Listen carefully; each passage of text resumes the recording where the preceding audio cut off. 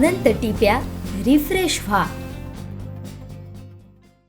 पंतप्रधान नरेंद्र मोदींना प्लॅनिंग कमिशनचं शून्य नॉलेज आहे अशा शब्दात डॉक्टर भालचंद्र मुनगेकर यांनी हल्लाबोल केलाय। कणकवली येथील पत्रकार परिषदेत ते बोलत होते। पाहूयात। त्याने आता शेतीवर जे अवजारं वापरतात शेती करण्यासाठी त्याच्यावर देखील टॅक्स लावलेला आहे।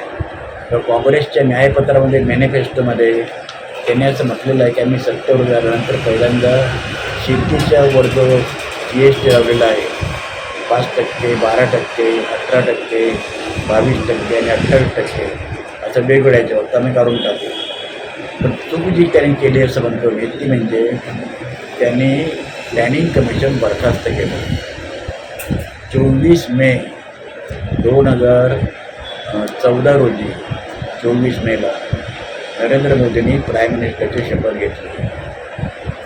जून, जुलै आणि ऑगस्ट 15 ऑगस्टला म्हणजे 2.5 महिन्यामध्ये मोदींनी पहिल्या भाषणात सांगितलं की मी प्लॅनिंग कमिशन बरखास्त करता हो। प्लॅनिंग कमिशन म्हणजे काय, त्याची फंक्शन्स काय, कशासाठी प्लॅनिंग कमिशन स्थापन करताना नेहरूंना काय त्रास झाला, काँग्रेसच्या अंतर्गत विरोध कसा होता, याचं शून्य नॉलेज मोदींना होतं। प्लॅनिंग कमिशनने या देशामध्ये एक फार मोठी आर्थिक क्रांती घडवून आणली आहे। त्या प्लॅनिंग कमिशनच्या नेतृत्वाखालीच ही संबंध जिल्ह्याची जी आता भारतामध्ये 642 जिल्हे आहेत, या 642 जिल्ह्यामध्ये प्लॅनिंग बोर्ड आहे। आता BJP राज्यांच्यामध्ये ते प्लॅनिंग बोर्ड त्यांनी ठेवले किंवा माहीत नाही, परंतु सरकार जर सत्तेवर समजा उद्या 2024 या निवडणुकीमध्ये जे वातावरण मला दिसतं त्याच्यामध्ये मोदी सरकार किंवा भाजप पुन्हा सत्तेवर येऊ शकणार नाही। त्याच्यामध्ये त्यांचा जो म्हणजे आघाडी जी आहे NDA नॅशनल डेव्हलपमेंट अलायन्स तो सुद्धा सत्तेवर येऊ शकणार नाही।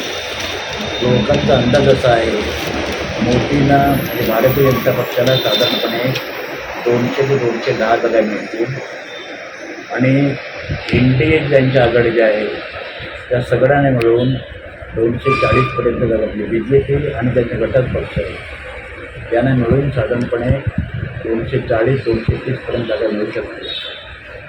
आता हा अंदाज आहे, मी काही ज्योतिषी नाही, परंतु माझ्याकडे आता वेगवेगळ्या राज्यांचे रिपोर्ट जे आहेत त्याच्यावर मला असं वाटतं की उद्या तारीख आता मला असं कळलं की 10 जून ही तारीख ठरवलेली आहे कशासाठी शपथविधीसाठी। ही तारीख ठरवली, तारीख ठरवली याचा अर्थ असा की ते काय भाजप सरकार फॉर्म केलं असं नाही। घटनेच्या नियमाप्रमाणे पार्लमेंटच्या 2 सेशनमध्ये 6 महिन्यापेक्षा जास्त अंतर असता कामा नये।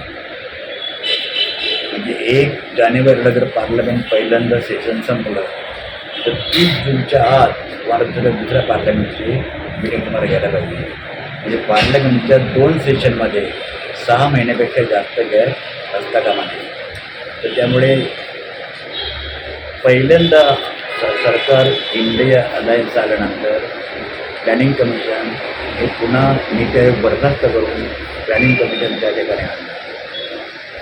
तिसरी आमचे दिवसभरातले सर्व अपडेट्स, ताज्या घडामोडी आणि थेट लाईव्ह पाहण्यासाठी सबस्क्राईब करा, लाईक करा कोकणचं नंबर 1 महा चॅनल कोकण 7 लाईव्हचं YouTube चॅनल।